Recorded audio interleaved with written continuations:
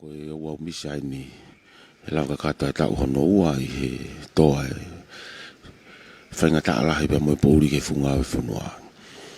Ko taitali lei mo taitali whiwhia ki mo tolo kota pia mo wakai mai he uau pia mo e proklama mahu inga koe ni he FAKA'ILOTU pia me siasi katolika loma me mawhanga. Ka i he taimi tatau o lau koloa e walfitu po nima FM ai he whiawhini ko hia koe mau kau whatahatu mo Latu pātolo kene o atu ai ngahi whamatala KAKATO pe me he au misani pe i he ni pe he mau kau ngā ue whatahai pe me he FALELOTU MALIA TUPU MAKULATA pe me mawhanga koe aho whalolo maini ka koe tāpuaki ke funga o e whanua tau kau whatahai i he lorotongani. Pia i e whangamari ko ni te uange ki a Latu pātolo ke ne hoko atu ai pi ai tau whamafola pia me he tau reti o walfitu po ni ma FAKA'ILOTU nuk alofa ko au whiriso nu whina nofo ka tau hoko atu ai pi mo Latu pātolo i he lorotongani. Malo apito pia o kore ke u whakamalmal pe ngai whakatap koto ko hawhaki pe he me he FALELOTU MALIA TUPU MAKULATA me i maofanga kaya tāke te au ke whaia whakauha a KAKATO ai uhinga pe mo e o wau o e lotu Fakafeta'i o e whiawhikoini.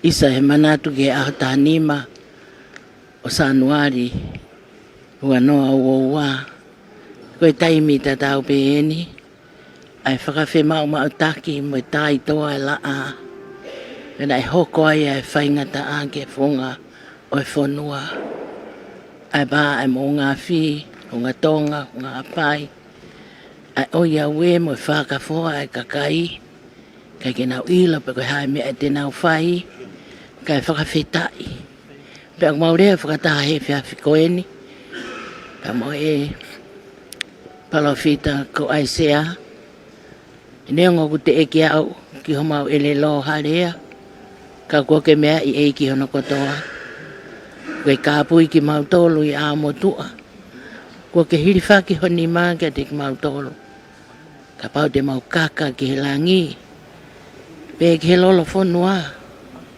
pe au ki he kapakau e hengengi na amoia e taki ai pe ki mautolo e honi maa mafi e otua. Koe Fakafeta'i e mo e honga ia i ho mauloto i he tau e ua malo o a umai ki he a honi. Nei lau e mamani kua puri e fwoi piri o te. Koe Fakafeta'i koe mafi o tua nani omi pia e whainga maari e neongo koe whakaiwaha na e lahi whau. Ka koe hui na i kai koe tok whakaofo ni e mauhao mai. Hena e Moimoi he urak wha tonga mono kakai mono kere ke malu i mo e tauhi ai o toa mafi ape te maulongo ke whakamalo ia he whiawhikoeni e maua usia neongo nei ai ho mauni ihi na anau tō tau na anau whaingata ia na anau whakafoa he lo i mata he whetau laki pa mo e mamai na kafu e funga e whanua pe ka ia ko ia pe na mo mau tui vai na mau fiu ia o ko mau i fe nai na Fakafeta'i na hanga he mau tui pi ki tai ki eiki o whakaloto lahi ki mau tolu na mau lawai ki ako i ki mau tolu ke mau poto he mo ui vai he feo whaaki mo e ka inga he vai e mau konga maa mo e mau ipi vai iyo na mo mo tu iwala ke mau tui na lava mo ia ke mau whakaina se na utolo whaingata ia koe manatu ia o e whiawhini mo e a koeni pe kai lava ke ngalo e ngalo a whe e ngalo whakako pe koe whakaamu ia o e whakaoha o e whiawhini o a mua e ngalo ngofua ka inga tonga e kui kai ke tau ilo ki a pongpongi o puri a muia e whai whanonga tau whai koe o tua mafi pe taha uni a fio i a mea ko toa pe. Koe hae mea e hoko mai a pongpongi. ka tau lotu be mo whakawhetai. Ka tau kore bea e ne malu i, ki tau nofo i e malu malu no nima. Ka pau de tau ri ake ai waka ka tau kakao, e whewhe nai alasi ngai whamiri. Tau tu umua i he tau fu o koeni, o whanonga whakataha i he tui. Ke hoko tau ngai whamiri, ke oa na ngalo ai e whaingata a koeni. O tau hao mo ui mai be, ko ene ofa. O lau ho tau masiwa, te tau masiwa he koloa, te tau masiwa he paanga. Ka koe tau masiwa he ofa, koe mea kuwiriri tau. Ka whakawhetai be i tonga. Pui kai ki tau masiwa he ofa. He ukei tau lofu upe ofa ki tau tolu he eiki. Pe hange koe ako tau tū uta mo uiai ki tau fu o koeni. Wafe ua fulma wha. Ka wike pēni e ua. Kone toi whakafoki mai ai manatu ki aho peheni. Ki tau e ua malo ko tau situ a kiai. Ko hinga beia ai fie mau ki toi whanguna ai kakai o siasi, whanguna ai whanua ai pule anga. Oan a tau ngalo i tik tau tolu. Ka tau mana manatu. Tau nofo ma teu teu. E kai ki tau ilo e taimi mai hoa kaike. He lau maare lelea i kadnari, e pehe ke kau whaiwhikau, ke whakatu e aho pehe ni ko ane a whiwhoki, ne whakahoko ia i ngahi. FALELOTU ko toa peo e tai o sisi i he otu tongani, ai hu whikina, o e tau e ua mahalo, o e hake ai tsunami, pe a pehe ke he mo ngāwhi Hunga-Tonga, pe mo Hunga-Ha'apai. Pena e tuku ma ke he pea e whiawhini, kuhiki ne whakawhikau aki, pia mo i taimi ta tau pēna e hoko ai i he tau e ua ko tau situ aki ai, ai whaingata ai tonga, i he autahanima o SANUALI o e tau ni. O ke au kau mai beki he whalotu MALIA tupu i MAKULATA, kai ngā lotu me he tapa keke, neo ngana aswa hoko ia i he ngahi FALELOTU a neafi, ka o kei miho inga pe, ai mo ui mana mana tu. E ka pau te tau whakangalo i ai ana tau whianga ngai mo ia. E lawa whewhe ki tau wako ai he mo ui. Ki tau mateu te wai. Ke hoko ato ai tau whai whanonga. E tai mini o longa noa bea FALELOTU. O tata mo ua bea kai ngalotu. Lau lo sali o bea mo nau lotu whakalongolongo pe. O hipe koe aho ni bea mo no maho inga. O lau mo meni te bea bea. Tai whawhango bea ka mata mai e whanonga. Ko hike Moimoi hake e whelaulau e whiawhini. Ai au ko amanaki ke tatake o wau KAKATO. E eike piko po kadinari mafi. O wakaiangi koe toko lahe kau whewhikau. Nau lawa mai meho nau ngahe palo kia. Hike kau tāpo o. Pa moi kai ngā lotu me tapa ke heke he pe o tonga eikini. Nau wau mai. I taimi tatau peo e tau e ua mahalo koe ni. O tau manata i ke ngahi ofa mama ngahi nima fuaki. Samaritani lelei. Na nau whai e tokoni mo e ofa ki kakai. E na e uesia ki nau tolu. Whakawhare, whawhanga, whakavala. Pea kua ke ahoni ko tata iko. Ai ngahi langa mo e tokoni ko iapa tau whakawheta'i ai. Ko tui ka pane kai hoko e whaingata koe ni. Pe kai au sia he tokolahi a ofa pe e. Kei taimi tatau pe, o tu bea pure anga ke ngau e whakataha mo ngai siasi, ke ngau e whakataha mo tonga, tau tau tai maari e kuhi koe ofa, a ngahi kau tato koni ofa ke mei mamani, mei muri, pe kai ia koe ia pe, ka koe kei manat ofa mai se o tau kainga me o tu muri, kai ngalo e tau nofo masiva mo whaingata ia, ka ngau wawai mai a ia ngau mau. Ke toko nia ki tau tō. Ko tau a koe whanua e katoonga ko toi rere iange. Me whaingata ana e hoko e tau e ua ko tau situ aki ai. Ka koe nai mo e pōpō ka inga tonga. Ka inga siasi. Kau ngā whanonga i hitui. Oua na ngalo. Oua na ngalo. Oua e ngalo ngofu e tik tau tōru. Ai whaingata ana tau fō mai ai. Tau whanonga beki mamani. Ongo na e tau o kia e ngahi mo o ngāwhi. O nau pā.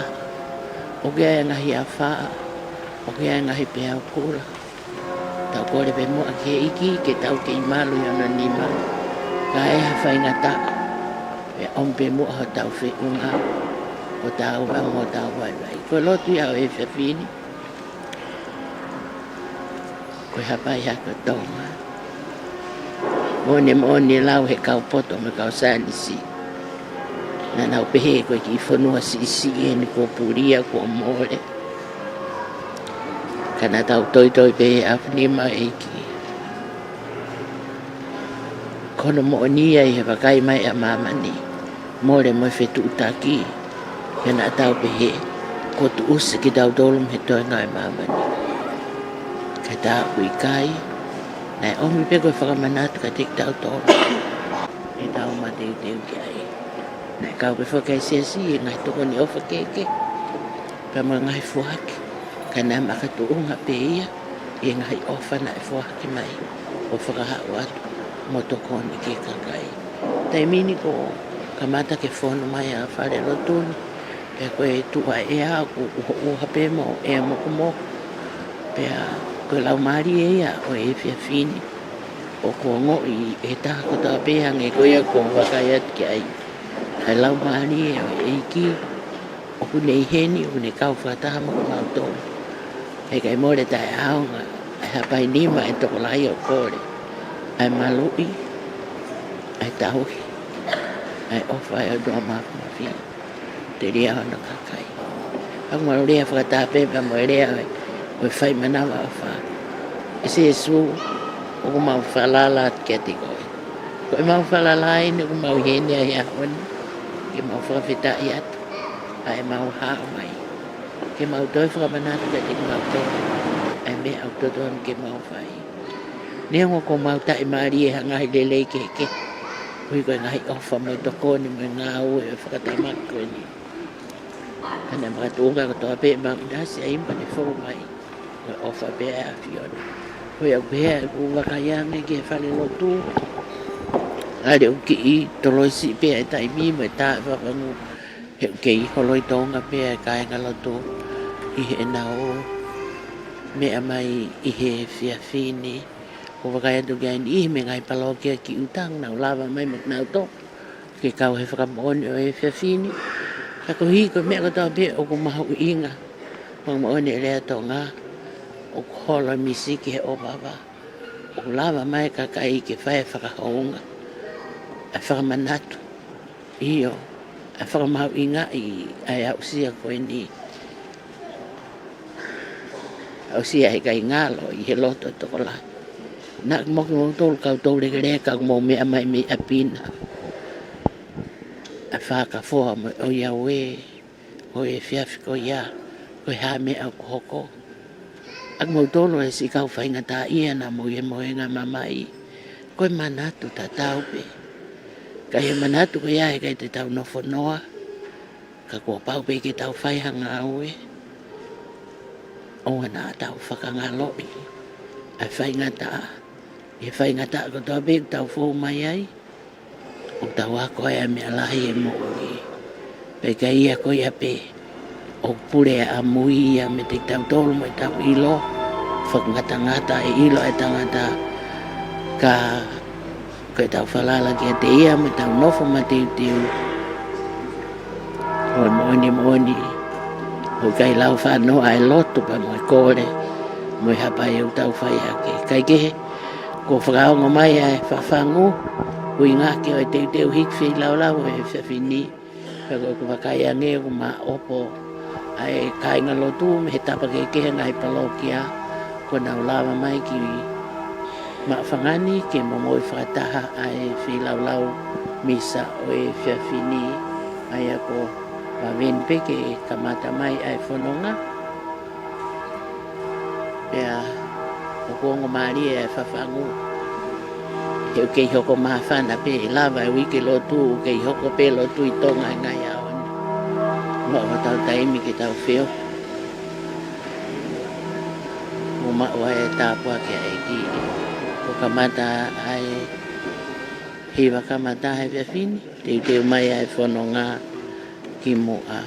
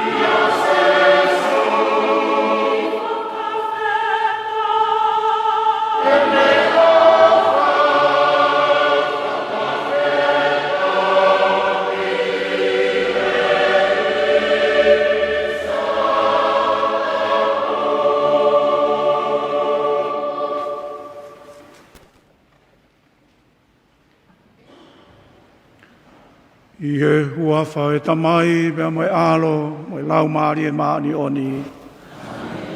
Na wange ke a whio ai bea te kimoutolu ai eiki. E whia lahi ke taritari lo te maa whāna ki moutolu no kotoa pē. So kau ngā whanonga i e tui e whia whini. E tari make he nau tolu ku mau whainga maari o ahi mai. Tau kau whakataha e Misa Fakafeta'i. E hounga iha ki e o tua. Ui ko e whakahafu mo ui e tau ki whanuani. Mohono kakai he tau e ua ku hiri. Au tāni mai a SANUALI. E tau ko ia wanoa ua.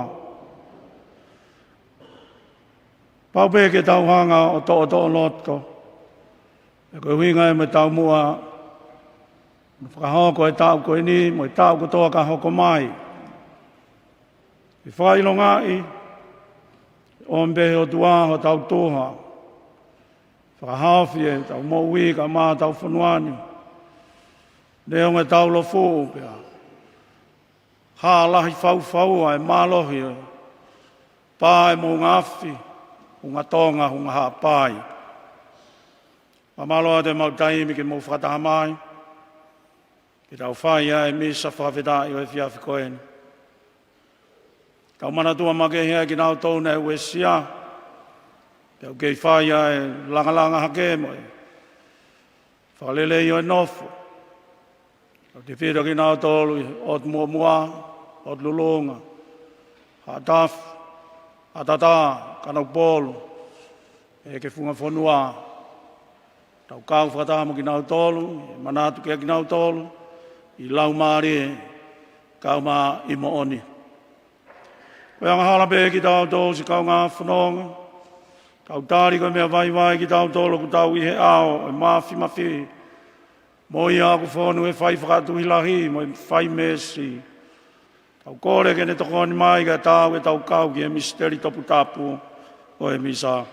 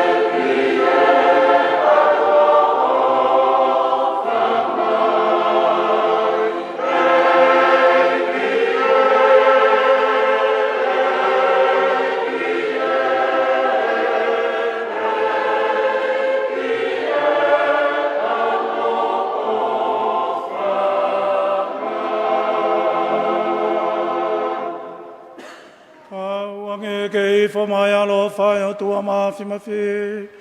E ne wha more tau ngā iangana. Ka ne tata ki e peki tau tolu ki e moui.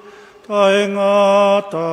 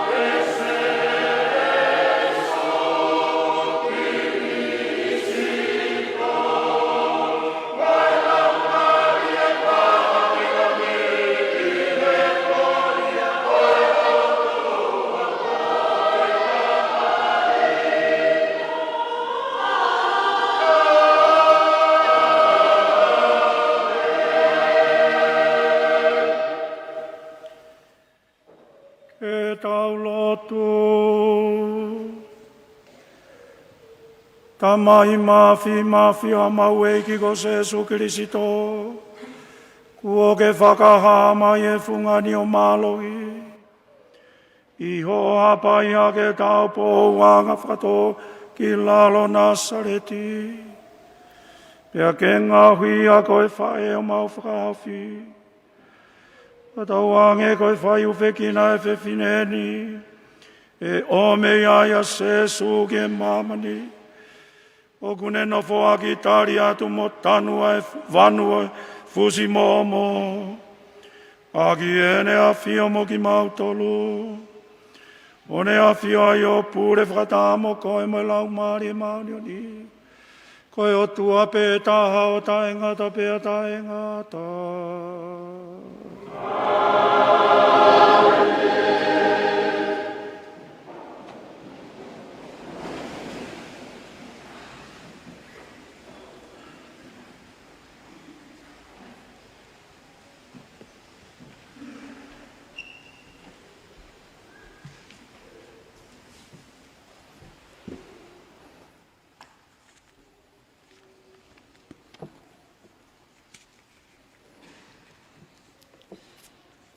Ana ulaki o e wholafola, toi ngā ue a ka apostolo, wahe uluaki. Pea nau toki foki ki Jerusalema,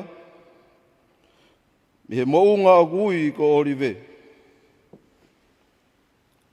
Aia, o kuofi ki Jerusalema, pea ngofua ki alu ki ai i e sapate.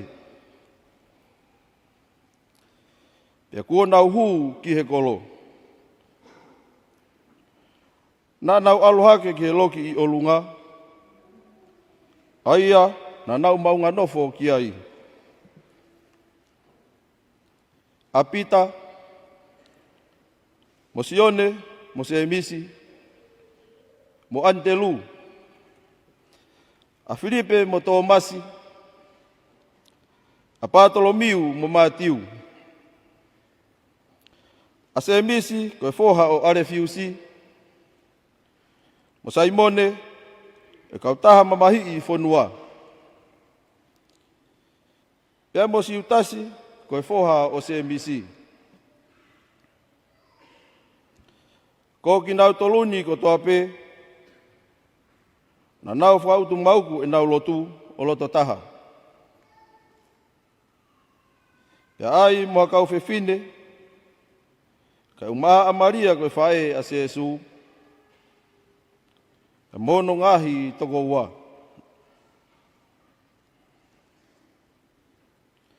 Koe wholofola tonuia ai eiki.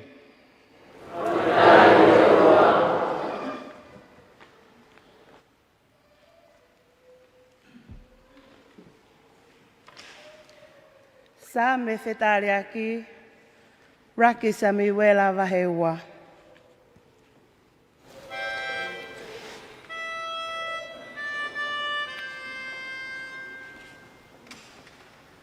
Oku hakai langi tau hoku loto ihe eiki hoku whakahao fi.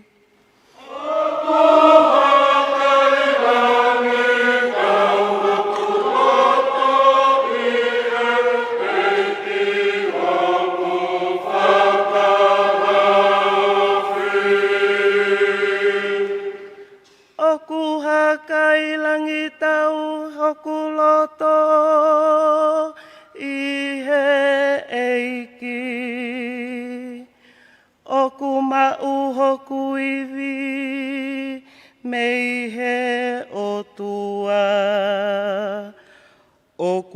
Fakafeta'i e hoku ngutu a hoku whili. Kau patapatau iho o tokoni whakahauwhi.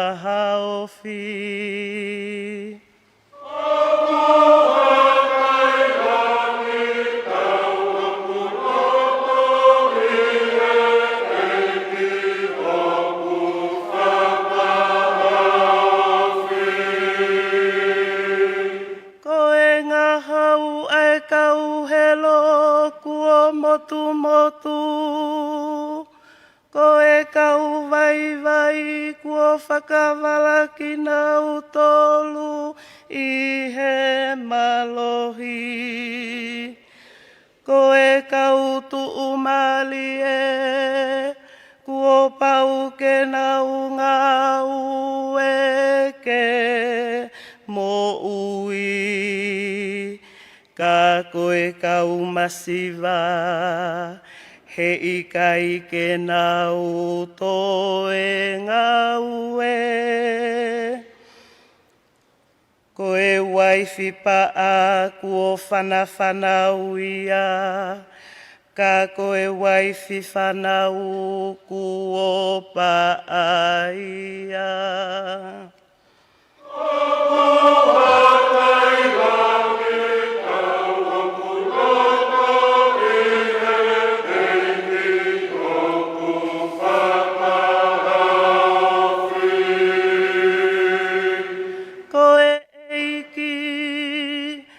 Kune foaki ae mo ui mo e mate. O kune o mai e tangata ki whaitoka, moto e whakafoki mai ia. Koe eiki o kune o mi ae tu umalie, mo e masiva. O kune tukuhi foki nau tolu, mo to e hiki hake ki nau tolu.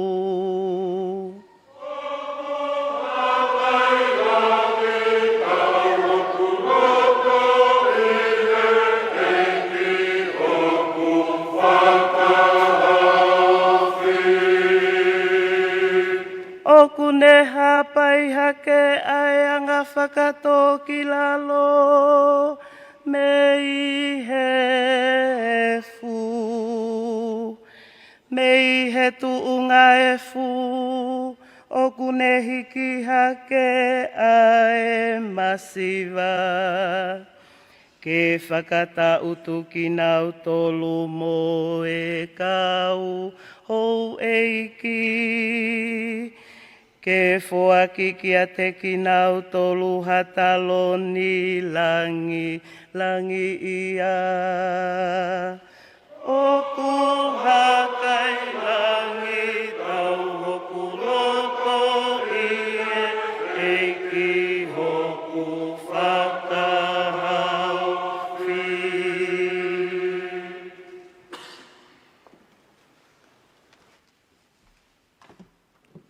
Tō e ngongorerei.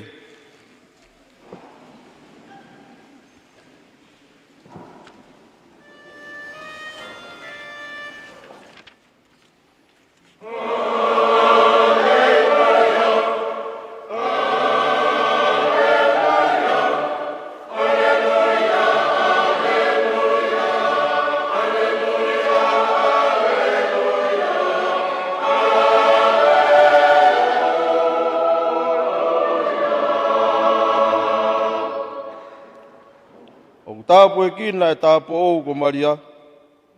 Ane mau inga ia i e wholofola ai o tua. Mo ne whakalaulau lotoa ia i hono loto.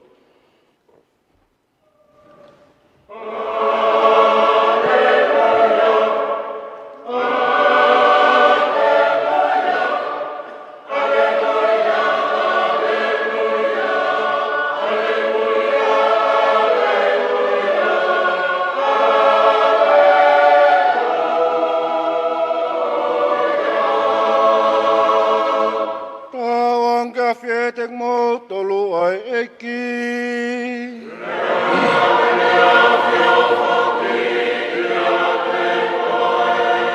Koe kongani me ngolele top tapiono toi esione.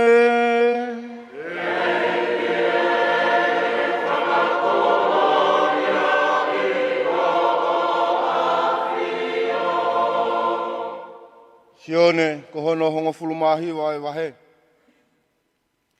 Na eo fia tu ke hewe kolosia e whaea se su. Mo e toko ua o ne whae. Mo Malia ko e waifi o kalia pasi. Pea mo Malia Magdalene. Pea sio atua se su ke he ne whae. Mo e toko tahana ni ofatahai he ne kawako. Pea ne peheange ke he ne whae. Ko ho o tama ena. Pene toi peheange ki he tangata. Ko ho o whae ena. Pea talupe me ai, mo inofo ai whaea se su, he api o tangata ko ia. Na ilo e se su ko lava KAKATO ene ngā we, pene ai lewa ke mo oni, ai lawa e folofola a ki ene pehe. O kuou fie inua. Na tu ai hahina uai ne mahi, pene hanga he tokotaha o unu ai haoma, o velo hake aki hawa i sope, ke inu me ia ia se su. Pea inu e se su e waine, pea ne toki pehe, kua lava. Pea puno huifo o pekia. Na e koreange e kautaki siu ke pailato, ke ne whakangofua ke nau whesi e wae, o i kautangata na e tuki whao. Kai wheimo o huifo honau sino me he kolosi. Koe nau kore pehe, koe aho whalaite ia. Pena kai te nau loto, ke tautau ai pe honau sino, he kolosi he sāpate, he koe aho tapu ia. Nei loa ki whesi he kau sōtia e wae e ongo tangata na e tuki whao whakataha mo sesu. Pena wā tuki a sesu, ko osi pekia ia. Nei kai rewa te nau whesi hono wae. Kai hanga e ha sōtia e taha, o hokai e wakawaka o sesu, a ki hono tau. Pena e tawhi mi ai toto pia moe wai. Koe ngolele tano ia oe eki.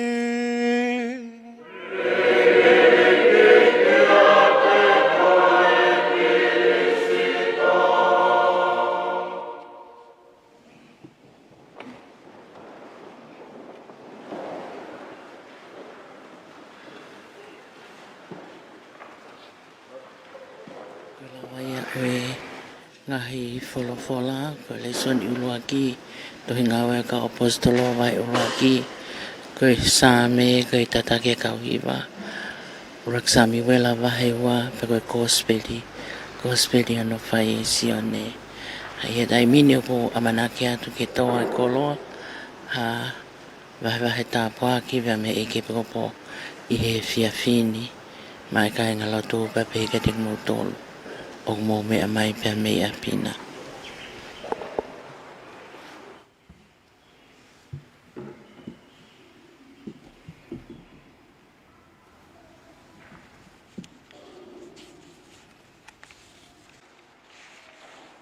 Ko loto pe ki kamata e vahe. E fiafi ko eni ngai pot folofola ko filifili mai. O makatuunga pe uho e folofola ko ia tu lo. I tau whae TUPU MALIA TUPU I MAKULATA. Ai a kono Misa pe ku tau whakahoko he litsia e fiafini. Ka kuloto pe ke mo kamata aki. Ange pe nai aku whakaofisiare pe koe. Iok mawhai whakai piko pō tau ki tai o sisi kotonga mo niwe. Nai kai te uheni he uluaki Fakamanati e uluaki tau. Umea whakaofo koe ia koe pā e mo ngafi. Hunga-Ha'apai, Hunga-Tonga Ako whaamu ia ke hoko e aho koe ni. Tāne ma SANUALI. Me tau kotoa pe. Ke hoko ia. Koe A Fakamanati ia ki tau tolpe, o tau tai o sisi. Ai lawa peke pehe ki Tonga. Wanga pese asi ki ai. Kai ko hakuia ke alasia ngahi aho lalahi. Whamamani la. O kei tau hia pese asi, mai ke ahon. Ange koia koe hawalo ti sema. Aho ia Maria TUPU i MAKULATA. Aho ia tayo sisi. Tai mtatau whamamani lahi. Mau mea i mo lawe koe ngai aho la lahi ko toa pe. Te koe aha Fakamanati. Koe aha mamalu. O nau re volo kehe kehe. E tuunga whakai mamafa whakaritu sia. Ia tau kare ni ta. O kia i pe hono tala. Wha historia. Wha teolosia. Wha toitap. Wha tuk whaholo. Ia whamaunga ki ai si he tapa ke heke. I mamani. Ia whakalokare. Whakalokare. O uhinga. Piko pōpe ia o tai o sis. Nai hoko ai ha whainga mea. Mea mahuinga. FALELOTU. Te whakatamaki. Pia hoko pe ia he ne talaki. E tai o sis ko ia. Te whaikia ia. Toto loto. E ka pau whelawei mo ha wheitō ke whai hapirikimi. Tene whamawhai mo whakahoko. Aki pēa e uhinga te whito. Na iai e tui. O kia no ngai whakawae. Whawholofola.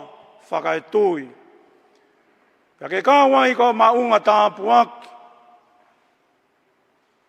Pe lotu tau i ofa. Ai kāinga lotu. Oi wheitu koia.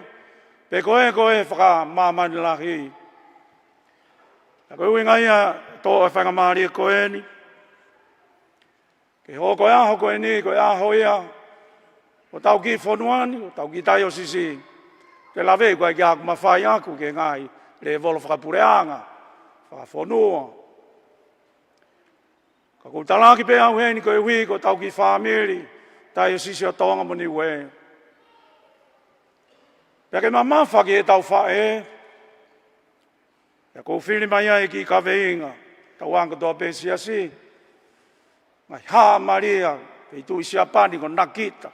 Fatima. Mo whewhua Medjugorje. O si whamoni ia. Pea toi tai mi pesi asi ia ke ha wheito. Tika ke whakaofisiare. Ka kuos whamoni e au sia e kakai. Nau tup whakalau maari e ai. Whai ai e au sia e whakafo ou. E nau mo ui whakaetui. Pe whakailau maari e. Pe ai ai pe mono ngahi hingoa. Ia e uha a Maria. Fotu mai pe asia visone. A ataha. Pe kau maani oni e sia si. Pe taimlahi me kakai anga maheni. Tai amene kina e. Lahi taha koe whanau iki. Kaureka. Pe ka whamiri masiva. Ia mo nā whahinga anga hala ia. Ka nai tupu ai e whatomala pe whafo ou. I e whaunga pe ia e mafi. Whaunga pe e tau whae. Ke waka mai ai hane tala mahea. Pe tala pōpoaki. E tau te whito ki ha wheitu mo ha taimi.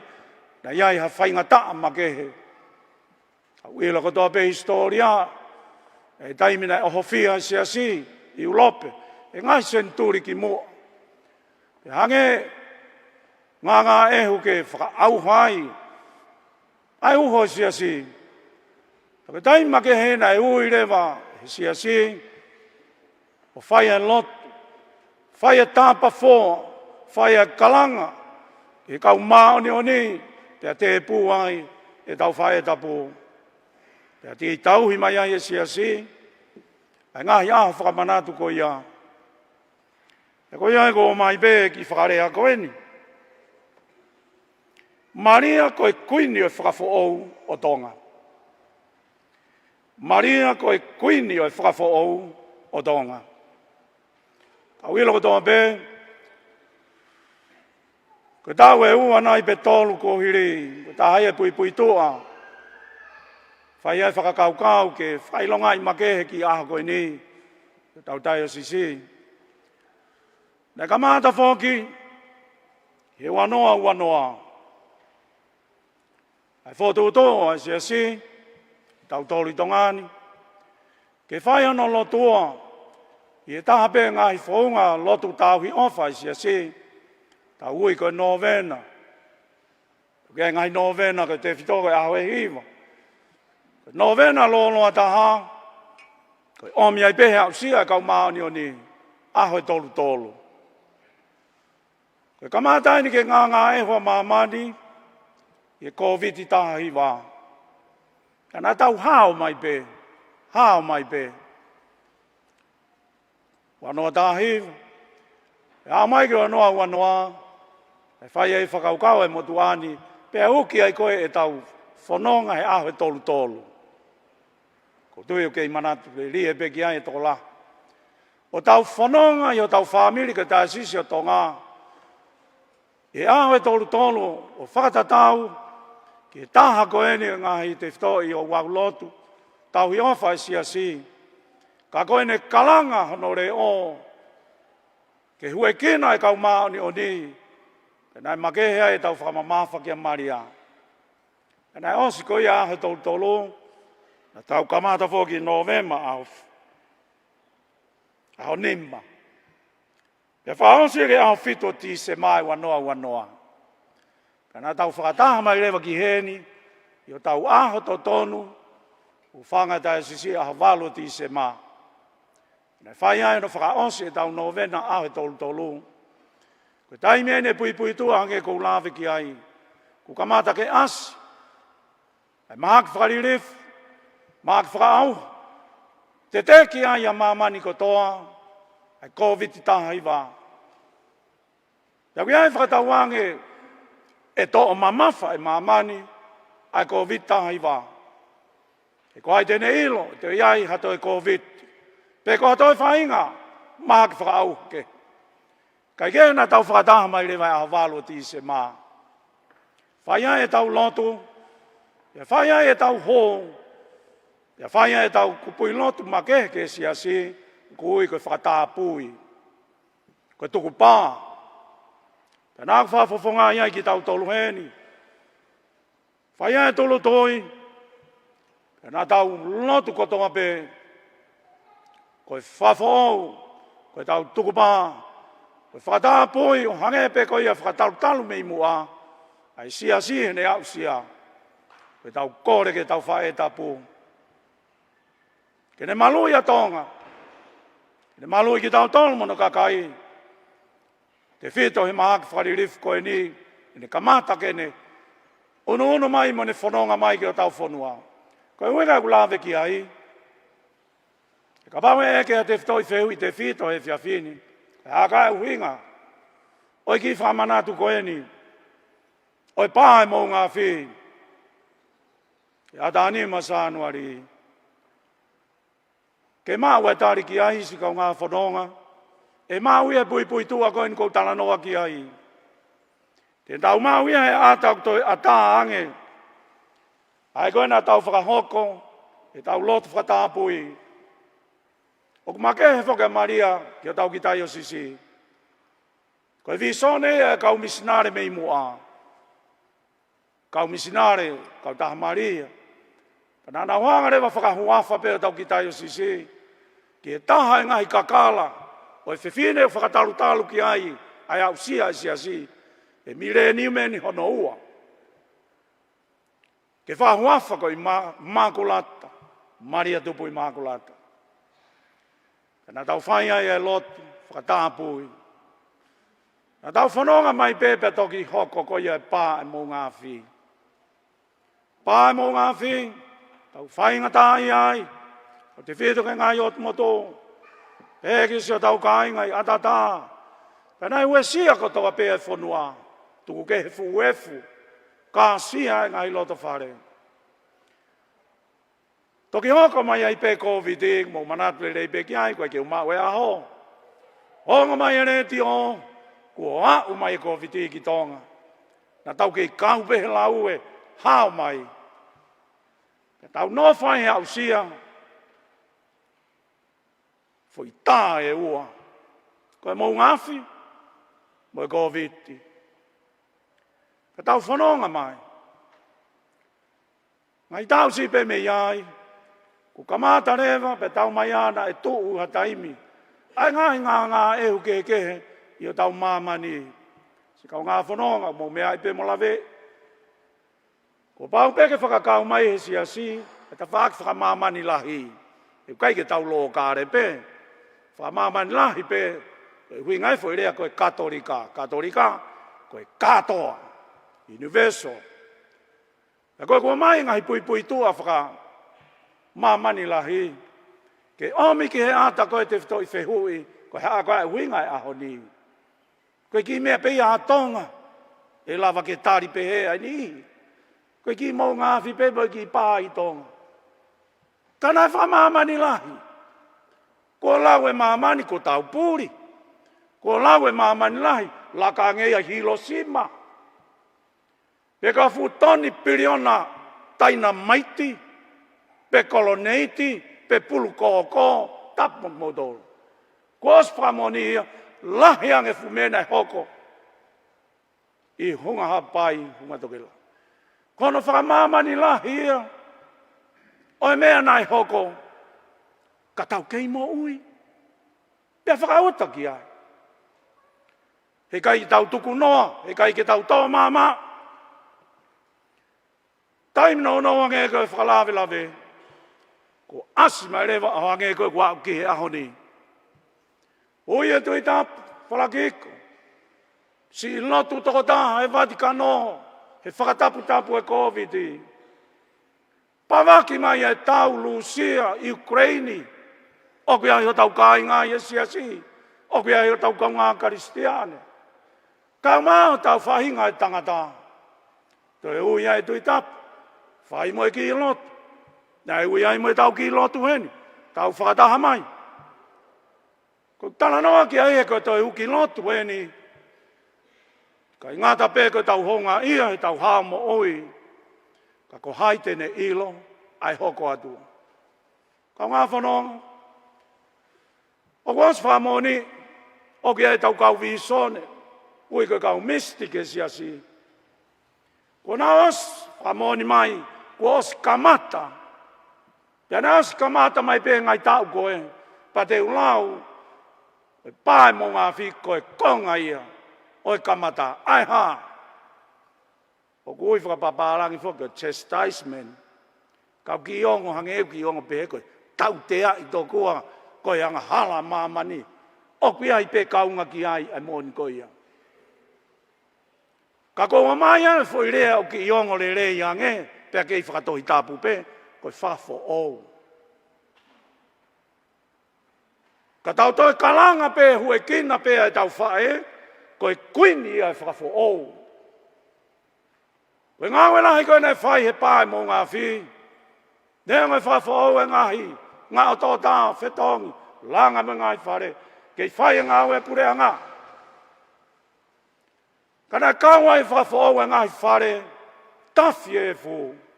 Teke mamata tō ngaia. Hamea pehe. O mai peki mamahi whakawheunga. Ka kuane whakahafi ki tau tolu.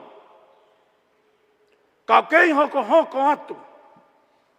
Koe tau koe ni hoko koe i ulope. E aluia ke lahi. E whiu e ngai whanua hau. E komi e mahafu ke solova aki. Na tau lau peki ai. E pāmai e tau a Ukraine. Bolusia. Pau tau a whina. Pau kei oi pese asia no whatongia. Ke hufe kina. O ue tuku. Ka tau te whito ke tau hue kina e kuini. O kutaku. Koe kuini e merino. Na tau lau no ritani. E tau whanonga aho e tolu. Whamoni hingoa ai. Whampeu ke asio tau hingoa. Pea kumi mai tohi ko ia. Ke tau he ākaiwi. Ka kou tala noa ki ai. Ke ua tō mama. O ki ai peo tau na tula whakai tangata, koe ngā longo fua. Koe tāre vai ai uhinga, si kau ngā whoronga, e tau wuki ai lotu koe ni. Koe whakamanati, he koe hoko ha whakatamaki, i o tau mamani, koe whainga maari, pea kaua i pe, koe whakamanati. Whakatua ki whakatātā koe ni, kau tau whao koe o whawhangu a tāko, mohe fuoloa, tau anga lulu. Lulu ke a. Pe ko hataha ku ki hangeu ki more whakaukau, tau lulu. Lulu tō kua ke whoki mai manatu. E rāwa pe ke upe he whakatua, nai ki lulu i a tonga. Lulu i a Siapani. Lulu i hake lotoloto. E lulu i mo Amerika. E lulu i e tangata.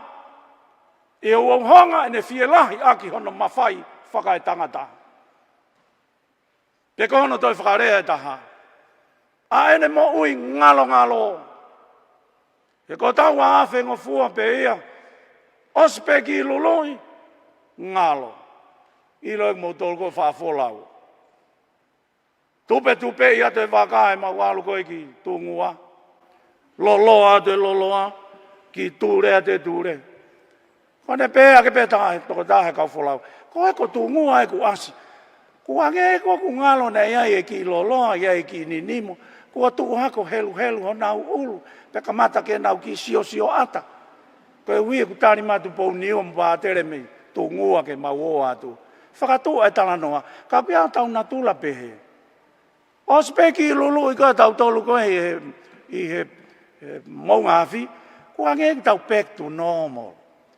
Pea sai peko natula whae tangata pehe. O speki koe COVID back to normal ha tangata. Tako tau luke tau ki lulu i. Peka huenga wha o tua ia e taha. O e mahuenga e tau whakamanatu o whai. Ke tau wamai o whakamaama, o whakafoau e tau tuku pā. Pea tala ke whewhine koe. Nā ne whai pea te tau whakahoko tau whakaofi. O kumau whakamama whai. Ai mau tuku pā. Ko no wenga e tāpu hai, ai mea koe tuku pā. Kau tau whai o whakatāpui. Tau mōi ki ai. Koe hā koe Fatima, taiwa tāwhitu. O kei kalo pēsi asi, he lau e toko la. Ke foi secret whakaosi hono tolu.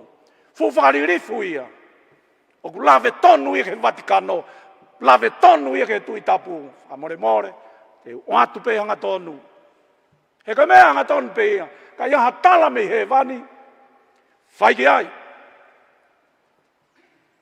Kono toloi, e riunga, ripple, ai umea e hoko. Koe ka ai ke ongo whakamana wahe i kai. Koe hoko e umea peheni, ki a koe mo au tui, koe whainga maari e. It's an opportunity.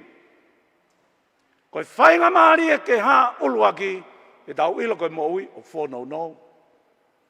E koe maamani tau iai, mono maari e, mono meri e, whainga fua e tau alu koe, pā e he ai. Pea whakangaloku rea, pe whakangalo e taimta tau. Ai tuku pāna tau whai. Hoa e whakamanatu e hoko ngai mea pe, koe mo ui o whono no. Na whai ku tau whanonga he mo uini. Pe tau whotaki e tau mau e koloa, mau e mawhai, mo hape. Ai ngahi mea maari mea osi. Pe tau pehe ai, te ke mo ui ai pe o tupu. Wha ngalo fwoi mo ni whoko iaia. I he mo ui ngalo ai tangata tapong moto. Kono mahui ngai e hoko whanki lulu pehe ni. Nā kui ha'apai ki whai ki ngā lulu pau. E ke atu, ai ki mo fui ke, tamai, eo. O ku lulu pehe pe alalo whanua, he ahoni. Ka kia koe mo au tui, o koe ka mea ke tau tokanga whewhe ki ai. Ko ki tau tolu ea ke tau lau koe whainga maari e ia, pe a whakafo au ai, ai tau mo ui. Si kau ngā whanonga, koe uhinga te whito ia ahoni. Te tau whakahoko ia, he ose a tari eiki. Te tau whakafo, E tau tuku pā, mo e whakatāpui na tau whai. Ko tau whae a tau tolong mooni ane tau hui. Ne ongo ne hā holo koe ni ku tangi. Ko toi ompe e whainga Malia ke hene whānau. Ko tāhe whai te whitoi mata māma ku lau e kau tau kei whakalau Malia. O whalolo mai. Ai tau whanonga i he tui. E tau whanonga koe ai māmani mono meri. Ke ulo aki. Ko whātonga ka whuke tō māma. Complacency. Ko tau complacent ka mea. Ko ne hoko peha ko kulamet nei alpea no molo. Pea māma. Ko no ua. Ko e skepticism. More pe ka. Ko e winga skepticism. Ko e vei ua. Ko e te whakatae tui. Lo ua e ngomoni ko e ni. O tau he mango fua pe ki ai. He konga ho tau natula tangata. O tau he mawame. O si angai taimi. Mo tolu wha. Tō haki whakautua ke sino. Ko tau ngai crisis whainga tāpe he. Ko e whainga Malia. Ka ko o si at pe ki. Lulu ko ia. Ka pau he kai kei tanu maki ai pe. Mo hoko ate whafo ou. Mo no lau e whainga Malia. O e ngai whainga tā. Pake ngai kolosi. O tau au si a. E whainga fua rewa e tau toi whoki. O to o maa. Kai ke tau tuku KAKATO ho tau whatongia. O kangwai peo tau whatongia e ui ke he lotu. Pea kona ua rewa te whtoi vai anga. Mā whanonga. Koe tau vei ua. O whanaui mai he tau mama o me he eiki. Mama o me he ngai keresi po ke kalasia ku omi. Whakaaho ke ki tau tore sākala me tā. O ne whanaui mai e ua i whaingata a koe. Te tau mo ui vei ua. Te tau tō maa. Te tau whakatae tui.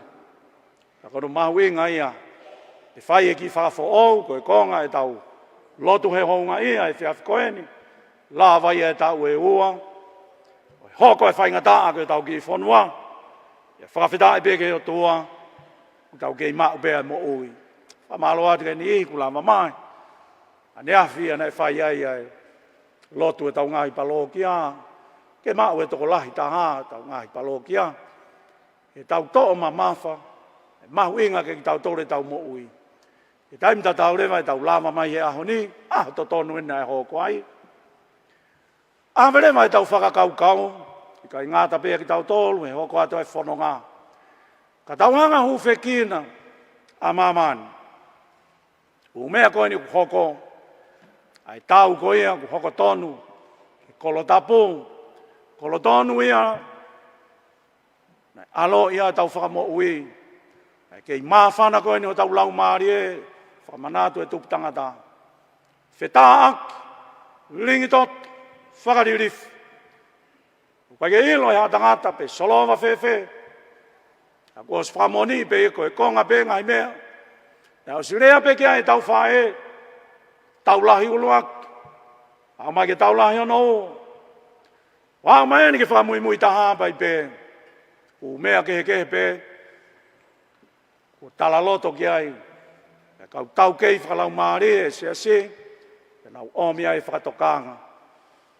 Omi ai ki e pore. Koe winga ia e omi pea e pore ko ia. Ko tau ki whanuan. Whafo me tau mo ui. Tau toi la lafi o ofi ke tau whae tapu. O kone ne hu whaki. Hai tene ilo. Tene whakahawhia ki tau tō. Tui pē koe tahai monu ia me tāpuaki o e. Neti, nai ki mate ane nai. Tau maa ko mo ui mai. Sia koe ngai teknolosia whakalaka aek. Pea ke taimi, kai ke tau whalala ke ai. Ka koe tāno ngai tāpua ki. Re omi e whainga Malia ka koe moau. E ta wakai ai ke ngahi. Tau hianga ngai koloa e si. O omi a ke. Excess ki ai e kakai. Tau te whito ke ngahi. Lotu tau mau. Lotu tau hi off. Tau te whito ke kau mau ni o ni. E makehea e tau whae. A koe ai. Popong ku whai mo whamalo atu ko mo lava mai a hon. Hoko ate tau kātoanga. Hoko ate tau ritu sia. Koe kamata ia ke tau hoko rewa na tau hea aho koe ni. Tau aho ia. Ko tau kaweinga. Malia ko e kuini, o e whafo o Hunga-Tonga. Ka venga mahuinga ni a HONO. O lea mahuinga taha mo mahino ange ko e whafo o ko e whatomala. Ko e whatonu tonu. Whatonu tonu e tau mo ui. E whamiri, ngāwe anga, pure anga, siasi, palokia. Ue sia ko tō pēr mamani. Ue sia e ngahi loto whare. Tau mamata kia e TV. Tau whanongo kia e ngai talanoa whakai aho. Ngai lave lave. Ngai fetus. Ngai mawa e tamaki. Ngai loto whare family. Katau anke hoko peko ngai whainga maari e ni. E ki whainga tāne o mai. O mai peo tau tuha whawhewunga. Ki whai o tau whakawhoong. E tau kore whae tapu mene hu whaki. E whikina tau ngai loto whare. E whikina whoki a tonga. Ka mai sia si. Ki tāpu ikina ki tau tole wholofola. Maani oni a tau eki.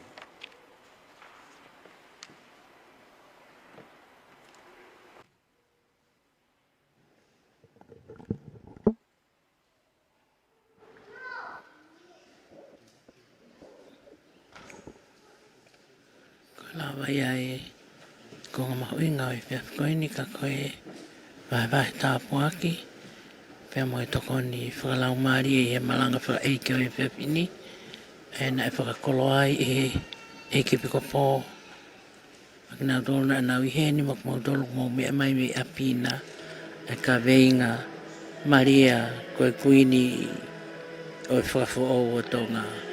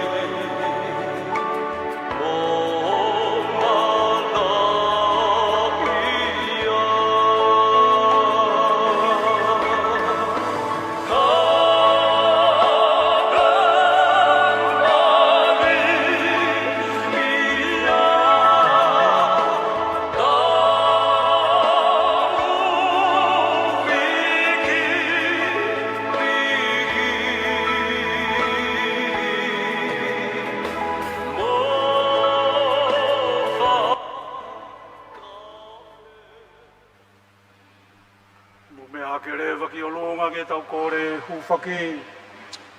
Tua māwhi me mauta mai alofa. Whola ai e whakahoa ki ai, mau wahe au sia. Ngahi atae o e whakatamaki. Maulau pe ko e whainga maari. Te whakafo e mau moui, whakafo e mau tukupā. Whakafo mau ngahi ui. E ke mau tō mamafa. Ai ngahi tāpu aki. Mo mau ke inas pehe mo ui. O mi pehe o mau tōha. E ke awhia mai ke ngahi lotu mo e kore, mau whakatangi atu i he tui. E ki e tari mua e mau kore ni.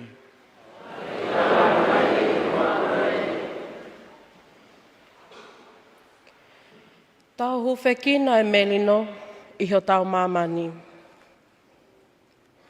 Tamai anga lelei. Tau ange ke hoko ai mama a Kristo.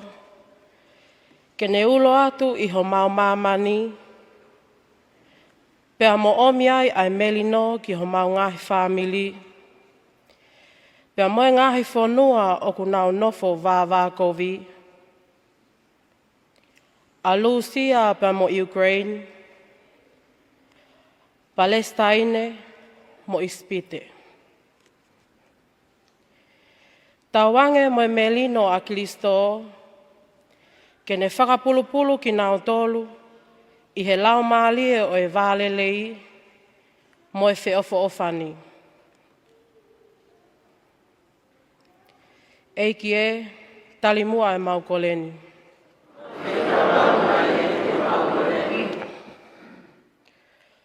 Huwhekina e tamatui tupu ono, tāhine kuini na nasi pau u tuku aho, mohona whale mo e whanua kotonga. Eiki i anga lelei, o ku mau momoi atu ho mau tui ko tupu ono, pea mo e tāhine kuini na nasi pau u, tama pilinisi tu poutoa, ta ahine e pilinisesi pea mohona whale. Tamai anga lelei, tuku ke malu aki mai ho o tāpu aki, ki he hau e whanua, mo e tataki whakaelangi ko ne whai ma ai whanua. Whakaivia mo whaitokonia aki ia e kalasia, koe uhipe ko hono tataki ho mau ki whonuani. Eiki e talimua e mau koleni.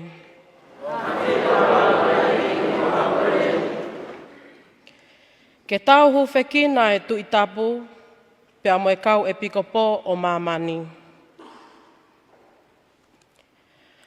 O tua mafi mo whai mesi. O ku mahu whekina atu ai tu i tapu whalakiko. Pea pehe ki he kau e pikopo kotoa pe. Tawange mo e tataki lelei kua nau whai ma hono siasi i mamani.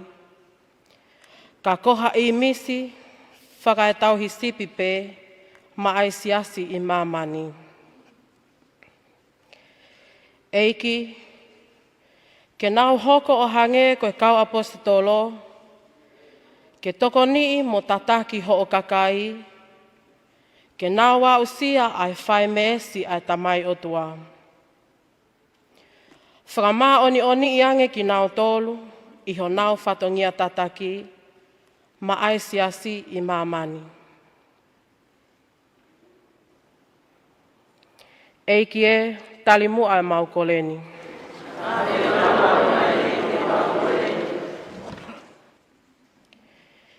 Tau huwhekina a ki nau tolu, na nau whehangahangai mo nunua o e ngahi whakatamaki whakanatula.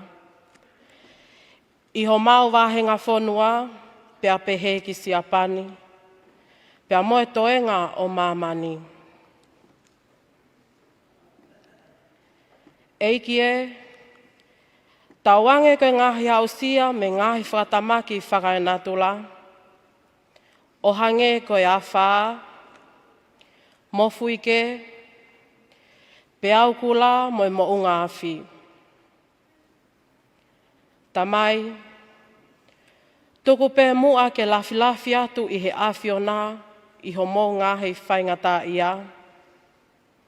He koe awhiona pē ho maumaluanga. Eiki, ku mau hapai atu I he lotu o toenga ho mau whāmili I mamani. Ke oua na amole mea teki nau tolu ai amanaki lelei. Ka ke nau tuuta e mau e sia, a e nau falala mo e nau tui. Eiki e, talimua e mau koleni.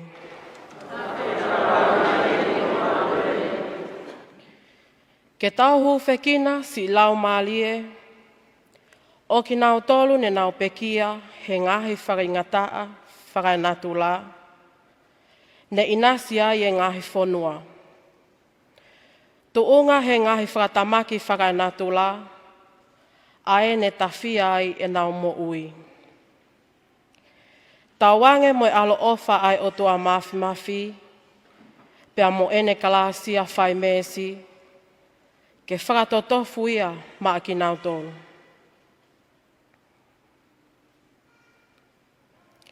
Eiki e, talimua e mau koleni.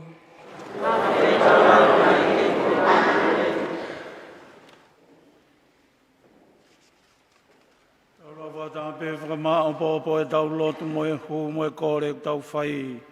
Si o tō Malia, e mohu e kalasia, e eiki ke monu I a koe. I ne fua pē, ai kāpē ki. Fua o mana wau sesu. Sanata Maria, ke whae e tua. E ke uwhia ki māpura, hara e a honi. E whoke maumate, amen. Mau hapai hake kotoa e mau ngāhi koreni. Hu whanga pehe huafa o Jesu Christo. Ko mau eki.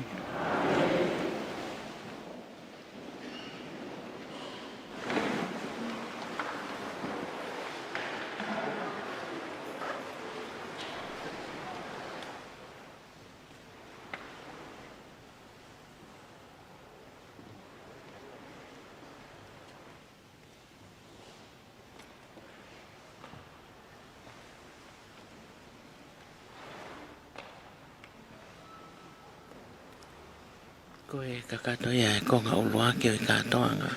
Whila lau misa o e whiawhini. I he litusia o e wholawholama mo e malanga whakaiki. Pa koe hoko atoeni ke te pila o eukalisia. Aia koe konga HONO ia. Pea ko amanaki e whakaere mai ai mea whilau lau. Pea me iai e whakakato lewa. Aia wau e te pile o eukalisia.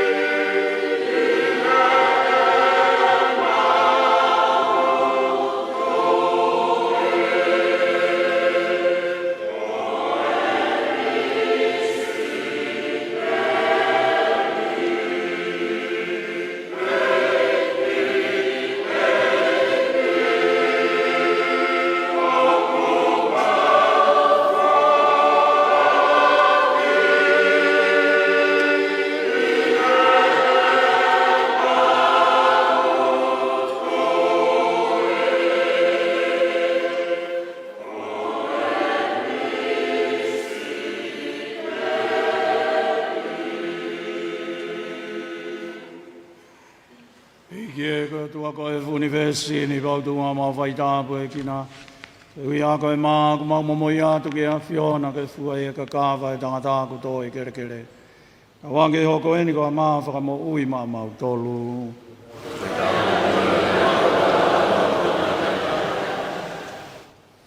I kie ko tua koe universi ni pau tua mau whaita pue kina. Ui a koe waine ku mau momoi atu ke a whiona ke fua e whakaonsia e tangata. Ko tō ke fu waine e ta wange ke hoko eni. Ko ai ni whakalau maari e maa mau tolu.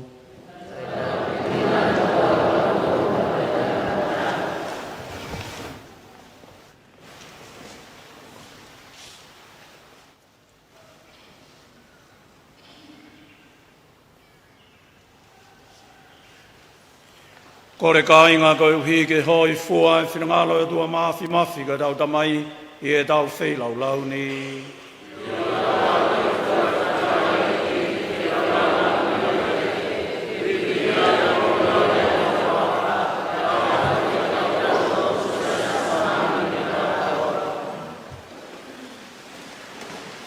E tā mai mafi e mau whakamanatu e tupuanga o e siasi. Ai ana e hoko ai o aloko a tangata. Tauange ke mau katoanga fie e au koeni. I e sakala meta o ofa. I a Jesu Kristo ko mau eike. Tauange e fia i petek mo tolu a e eike.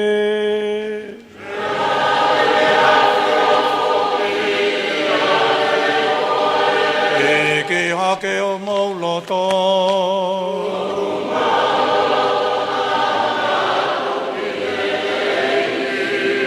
E tau whea ha Fakafeta'i i he eiki ko tau o tua.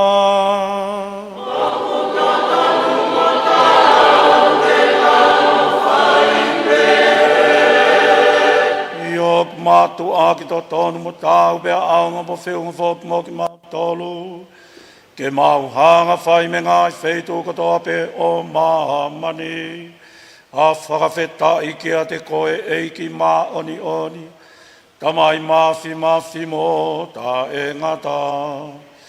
Pea oku tau whoki ke mau whakaviki mo Fakafeta'i. Motu koloria ki a whiona koe wi. Koe tau po o munu ia ko Maria. Ai nai tuitu ia ngā wepe lau Maria. Ma oni oni. One alo ia yo mau eiki ko Jesu Kristo. Koe mamani kai nofo. Koe tau po ua ipe. Pe aku whakaviki ai ke a whiona e kau angelo.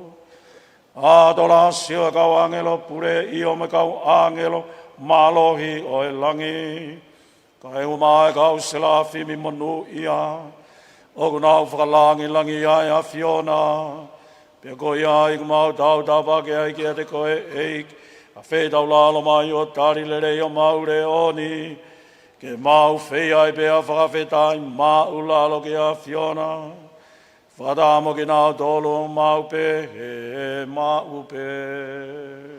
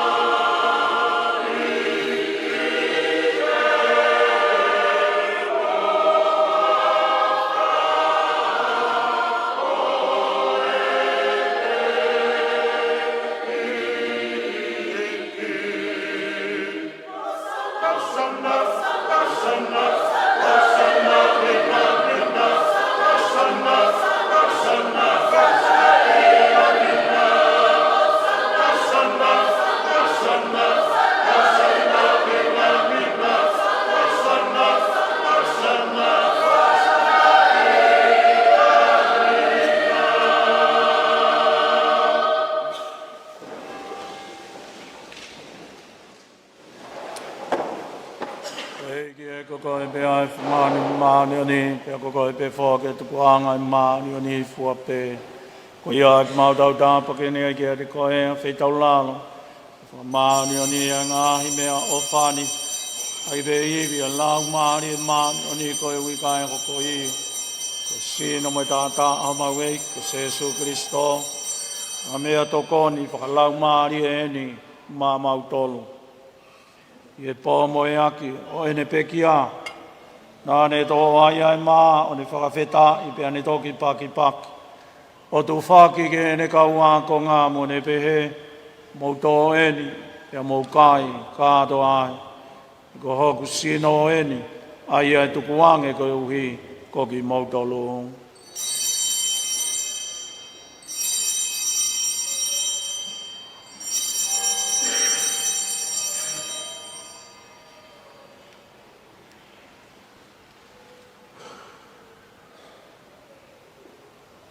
Hiri pēna o tau mawhāna, ni toi tō whoki mo i pū, ni toi whakawheta'i ai pē. Pēn toki oange ki ene kaua ko ngā mo ne pehe, mou tō o whoki mo eni, pēa mou winu, kātoa me iai. Ko i pueni a hoku tō tō, ko e tō ia e whuakawa who ou, e lau i kuonga pēa tā e ngata. Pēa liringi whoki ia ko i uhi ko mou tōlu mo kakai ko tōa pē. Ka e whakamore i ai ai angahala, ia mou whai eni ko hoku whakamanatu.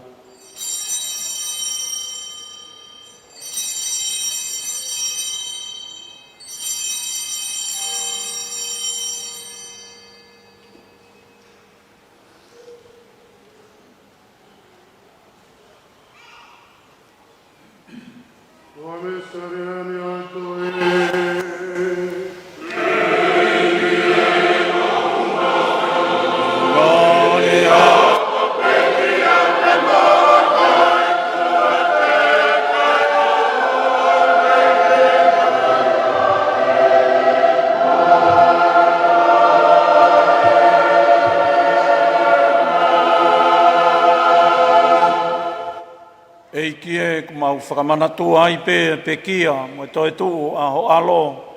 Pea koia o kutuu ngā e mau Moimoi hakeni ki a Fiona e pāne o mo ui.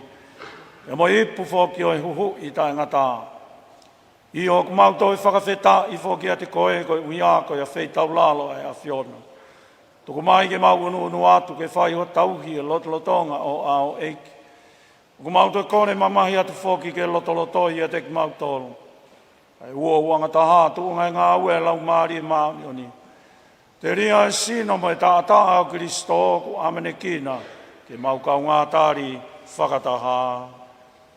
E ke hangai fungai fumua ki hosesi. Ai e kulotonga mawholatu he funga mamani. Uhi ke tupleki nai pe ai whiofofani i hono kakai. Pe ki ho mautu i tāpu ko whalakiko. Ka tinari mafi pe makau e piko pō kātoa. Whainga tapu pe mō ki mautoluni hono kotoa. Eiki e ke awhi taulalongi mua ki o mau ka inga koe. Ko nau toki maa lolo mea mana ki a toi TUPU. Kau maa e ka inga pe ki a fua pe. Kau ike nau maa tā ia e hurungi a o fufonga. A whi taulalo mai mua ki te ki mautoluni hono kotoa. Kau hike mau kau ngā mau ai ai mō i tainga tā, whataha mo MALIA koe whae tā pō ai o tua, sa ngāto so se whakona hoa, kau apostolo manu i āga mai kau mānu ni whape, e nāu whakahoi whaai ai a whina i laloni, o mau whakawiki ai koe pia mo tuku koloria ki ho a whio, tōnga i o alo, ka Jesu Kirisito.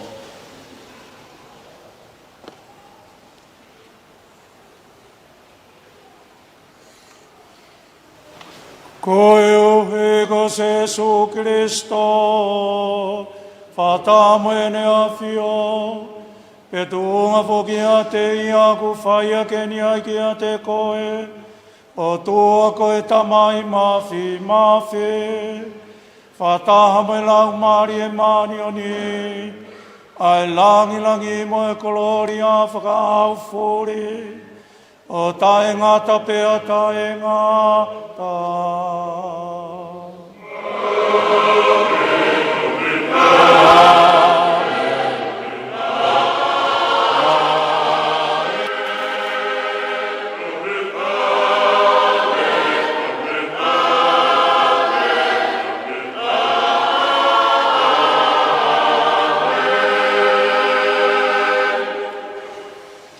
Ki tau whai kore rewa ke hotua koe tau tamai.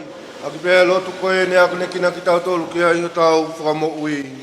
E mau tamai pi he vani. Tā bua uaf. Toko mai o pureanga.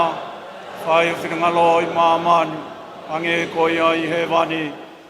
Whaki mai aho ni o mau mea kai whakaaho. Whamore more mau ngahi angala. Ange koe mau whamore more a kina tolo ka whai ala mai ke ting mau tolo. Auara ke tuka ki mau tolo ke mau hinga ke whakatau vene. Whahawhi ki mau tolo me kovi.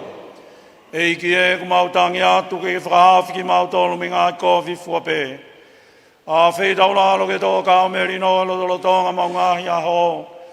Pea tō ngai e toko ni mai o alo o wha. Ta wange ke mau nofo tawatai na me anga hala. Oi whainga tā ia fuape.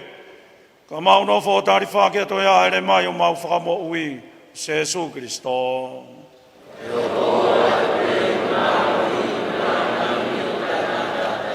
E eiki Jesu Christo nā ke wholofola ke ka apostolo ke pe. Ko watu māmou tolu ai merino. Ko akuia merino ko whake tu māmou tolu. O ana ke awhio ke mau ngahi anga hala. Ka ki e tui au si. Pea ke tu mai mau tolu o merino. E uanga taha o pureanga. Ai ku ke awhio ka ke pure ai. O tae ngata pea tae ngata. Ta wange ke toka mau ai pea te kumu tolu ai fie maari ai eiki. Ka inga ke tau whiwha ke akirewa e merino a Kristo.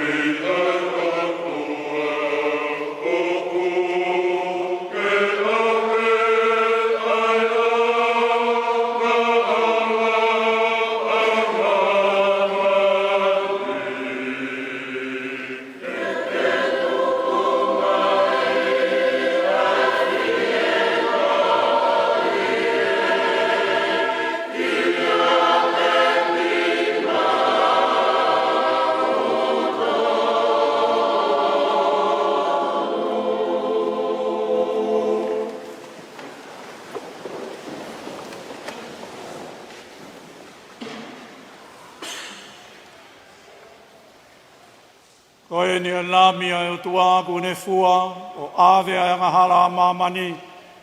Manu i āka ko ki nau tōlu ko whakawhi i ki e kātoanga o i alo e o tuā.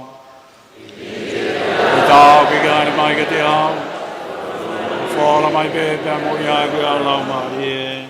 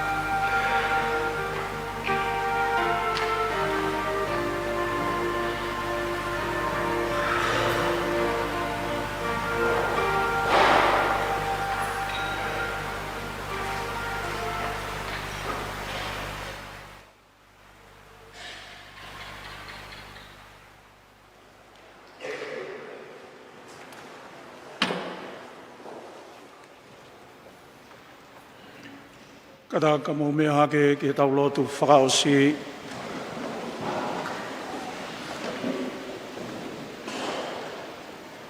Ki tau lotu.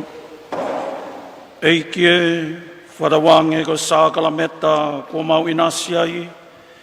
E whakakau ai e mau tui. Amanakilere i a Kristo. Ko whanau i mai ha tāpo ou koe o tua mo e tangata mo oni.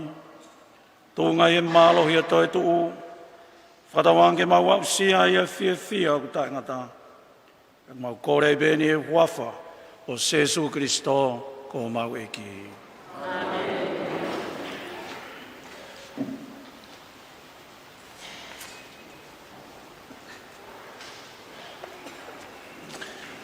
I whaakorewa tau ki lotu, whawhao e tau tūpā, whatāpui e tau moui, e tau whae tapu.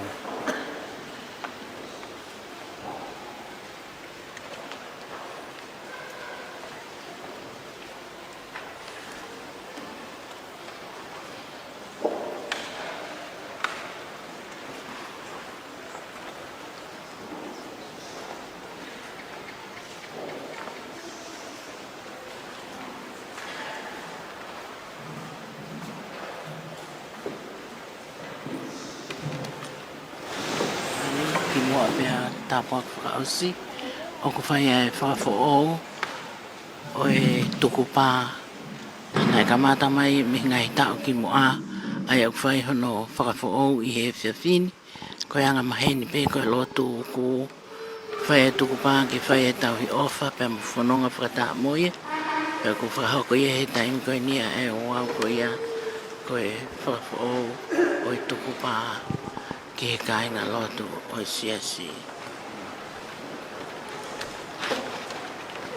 Ko tu pāwhak me ka veinga, ko Malia, ko Kuini, ko whakawhao o tonga. Lotonga ni lotonga, whahauka iseso ke i Misa Maria Fatima, pia o whai e whakapaapa ki ai, ko ngai e hono whakawhao o i tuku pā. Hange ko ia ko whakatu i he whiawhini, Maria ko Kuini, o i whakawhao o tonga.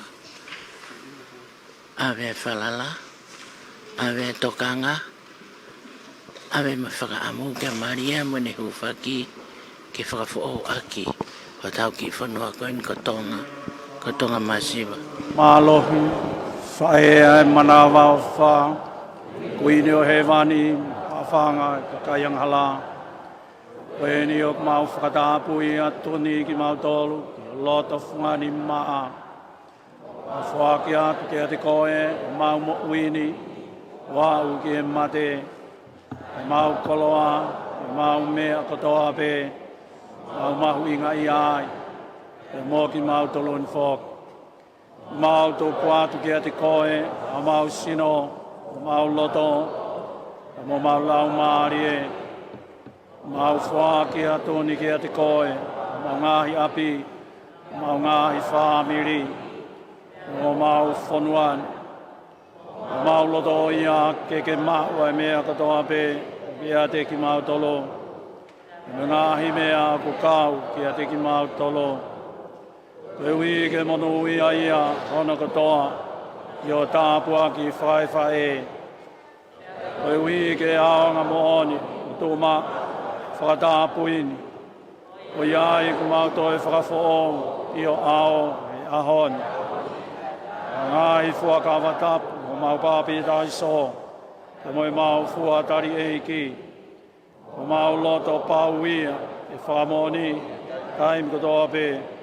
Aki a loto tai mangoi, ngāhi a konaki a loto, mau tui ki ai. E mau wanga o whakalot, wange a ko ia, o ko tāo, ka kai katolik, nau whakaonga, ke tui tapo, ke kau e pika po, nau kau mo ia. Wapapau te mau tau i maani honi, ai te kawa e o tua, o ene e keresia.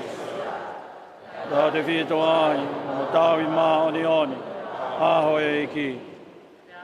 Mau toi whapapau whoki, e mau whakaaonga aku, o kui ngata, mau mawhai. Ai tō tōnga, whawhi maari, o lotu kariskiane. I hiri o ai, e kōmuni o tōp kapo. E mau mo oni ia, e mau mo ui mamani. Io e whae koloria ia, o tua e mau whae whok. Mau whapapau, te mau whae whakamātoa, tau i ofa kia te koe. E ui ke whakawawe mai ai, e pure whakao niu, au loto whungari mā. E pure anga, e maftot kapu, o alo tua. E toi whakapapau i ai, e ne a mai, loto mau toloni. E o maa whoki ai loto e ka kai katoa pe, si o maa whonuani, e mo mamani ka atoa. Te uhi ke angere wako langi nā, ala loni, ameni.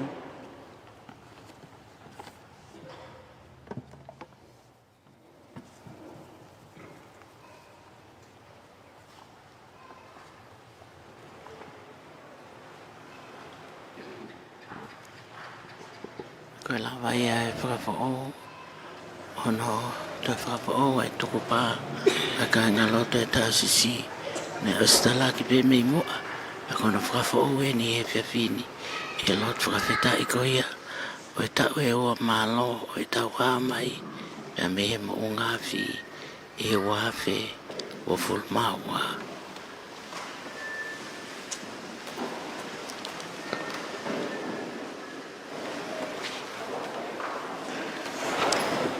Tāpa whaosi, ia pe whamālonga mō lawa mai whiawhin, lawa e tau lotu, tau misa, mālo lahi e tau pito ki. Nau tau lawa mai le tio, TV, a uatu ki tahi, pakelau, tau lotu whatāpui, mai kau tāpo o, kau pātere, mālo pito mō lawa mai, o maari ke whiawhin. Koe hoko atu eni e tau hea aho koe ni, mo si mea i pēmo lawei. Teu ke hoko koe ki ha Fakamanati peheu, ki ano whanki novena, whanonga te aho walu teu ki ai, e tau kotoa pe. Ko tau aho eni, i kai ngalo e mea whakao whoia koe ai, hoko tau ki whanuani, e whakaata pe ia ke hoko, ke tau Fakamanati o tau o e ngalo. Nei whake a tonga, loa ki wha, o e ngalo. Ka tau whawho e tau mo ui, ka mao tau na whaanga i tāniti. Koe mea pēu mau ingai mo ui. Pai te ea taha tene ilo le re whainga taa haa tangata, ka wangeka ko spere ahoni. Nei tū pēla lo kolosi, sio ke he mea whakaririfu tahana e hoko, nei whai ke alo e tua maa ki tau tolo. Nei mate, alu peke whaos, pako rea whaosi, kolawa. Mata tonu kia hono tohi e sione, a konga whina e tau whae. E mo ki ni ihto o si pe lalo kolosi. Koe mamahi haa tangata, kai te aha tātine ilo ile rei, ka koe tau whae.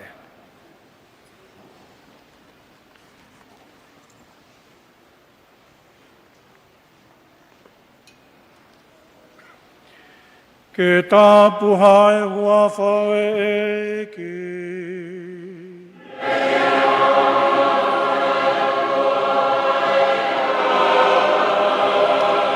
Oe hua whapeo e ki o kone whai tokoni a ki rau tolu.